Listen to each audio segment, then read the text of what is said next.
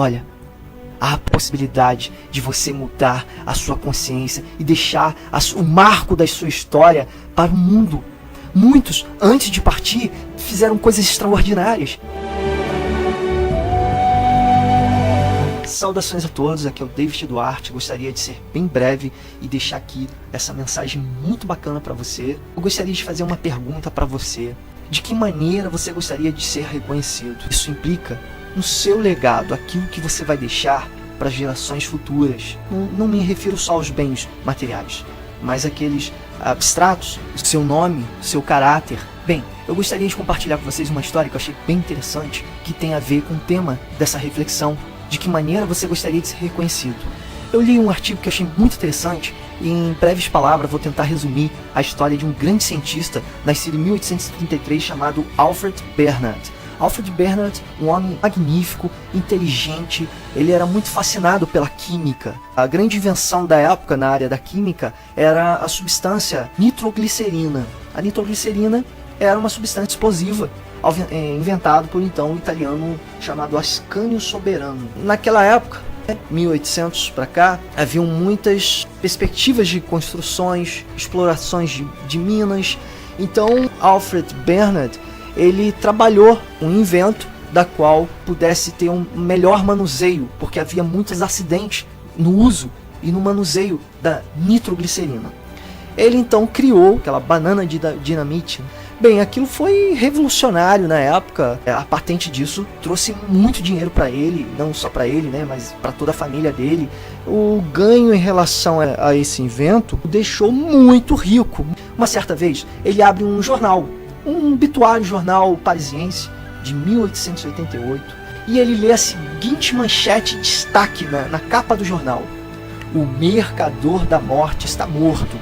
Dr. Alfred Bernard, que se tornou rico procurando meios para matar mais pessoas o mais rápido possível, morreu ontem." Ou seja, ali o mundo agradecia a morte de alguém, né, no caso ele, que inventou algo que foi terrível. Via também naquela época as guerras com explosivo, matavam-se muito mais pessoas, o fato de você levar elas em dinamite, aquela coisa toda. Bem, certamente que levou um choque de realidade, porque o irmão dele que morreu, chamado Ludwig. Encerrar a história e a gente entrar na reflexão, é que ele levou um choque de realidade.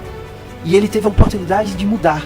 E embora ele não ia conseguir nunca, né, deixar de que as fábricas fabricassem mais explosivo, mas ele teve a oportunidade de fazer algo diferente. Até porque ele nasceu em 1833. Na época que foi anunciado a morte dele, foi em 1888. Se não me falha a memória, são 55 anos. Ele estava com 55 anos. E ele só veio falecer em 1896, com 63 anos. Ou seja, se passaram quase 20 anos. E teve a grande sacada de mudar a história dele. Criou um instituto, nomeassem as pessoas que contribuíssem para os inventos, contribuir para um mundo melhor. Inovação, né? Seja na área tecnológica, na diplomacia, seja na literatura, seja na filosofia, seja na química, na medicina, na física, enfim, quem criasse algo que pudesse mudar ou fazer do mundo um pouco melhor, ganharia toda a fortuna dele. Em 1895, um ano antes dele falecer, ele deixou redigido esse testamento, dando às pessoas o Prêmio Nobel da Paz. Então você já ouviu falar de Alfred Nobel. O moral da história é que é o seguinte: nós estamos vivendo choques de realidade, seja através da realidade do nosso mundo, do erro do nosso mundo, seja a realidade dos erros da nossa vida, né? Quantas coisas eu já errei, né? E tive a oportunidade de mudar. A vida todo ano me deu 365 dias para mudar a minha realidade. É isso que eu desejo para você. Que você venha a cada ano, a cada dia, pensando numa possibilidade inovadora de fazer algo que vai mudar essa realidade. Então, algumas coisas que também gostaria de compartilhar é o seguinte: o erro. Quantos nunca erraram que atira a primeira pedra, né, como diz o mestre? Errar faz parte do nosso crescimento, infelizmente, né? Infelizmente, eu já errei, eu não gostaria, porque o erro traz mágoas, o erro traz dores profundas, traz cicatrizes profundas. Mas sabe o que é interessante? Ele não se prendeu ao erro, desejo para você é: não se prende aos seus erros.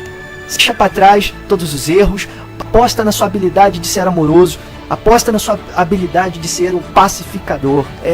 Seja suscetível, seja mais paciente, seja mais tolerante quando você ouvir algo que tem a ver com as suas habilidades humanas. Seu erro, quanto foi chocante para Alfred Nobel ler o seu próprio necrológio, ou seja, sua própria anúncio de morte.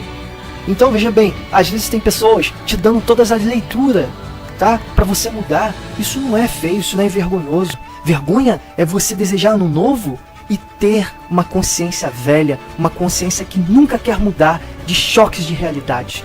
Tá? Isso aí faz parte do progresso. Talvez você vai levar o choque de realidade. Absorve esse choque de maneira positiva para que a sua vida seja mais construtiva para você e para as pessoas que você ama. Tudo está mudando. Você precisa mudar. Seja de uma consciência aos hábitos alimentares, seja uma consciência em relação à natureza, e isso implica no respeito aos animais. O que adianta o desejo que esse ano seja de paz se você ainda continua semeando a guerra? Que adianta desejar esse ano um ano de amor, de pacificação, se você é a pessoa que semeia o ódio? Você é intolerante, você é uma pessoa que não tem mais o apego ao amor. E o amor, ele está se esvaziando.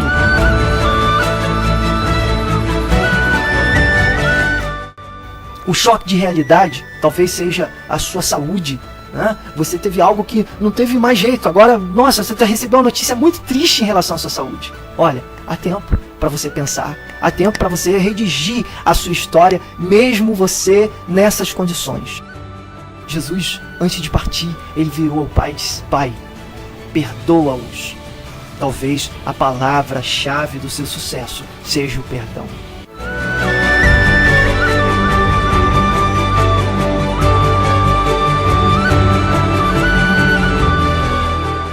Há como mudar. Então a pergunta é: de que maneira você gostaria de ser reconhecido? Eu espero que você reflita bastante sobre essa mensagem. Um forte abraço no seu coração.